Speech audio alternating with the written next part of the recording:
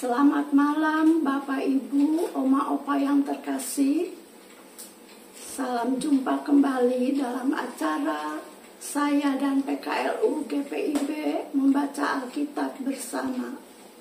Perkenalkan, saya Eti Barlir Basari, anggota PKLU dari GPIB Jemaah Siri Asih Bandung.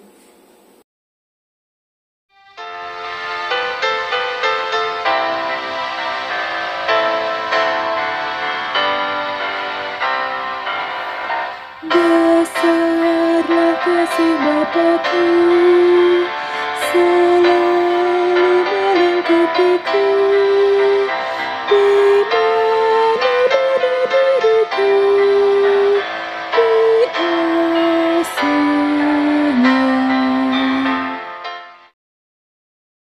Pembacaan Alkitab pada malam hari ini sesuai dengan Sabda Bina Umat hari Jumat 4 April 2025.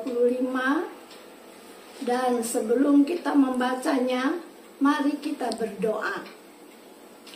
Bapa kami yang di sorga, Bapa yang penuh dengan kasih, terpuji-pujilah namamu ya Tuhan. Sungguh kami bersyukur atas waktu dan kesempatan yang Tuhan berikan kepada kami, di mana kami kaum lanjut usia mau membaca Alkitab. Kiranya Roh Tuhan yang kudus berkenan memimpin dan membimbing kami dalam pembacaan ini, agar kami boleh membacanya dengan penuh kesungguhan dan kami boleh mengerti akan pesan Tuhan. Terima kasih Bapa, ampunkan dosa dan salah kami, agar kami layak menerima firman Tuhan. Di dalam nama Tuhan Yesus, kami panjatkan doa ini. Amin.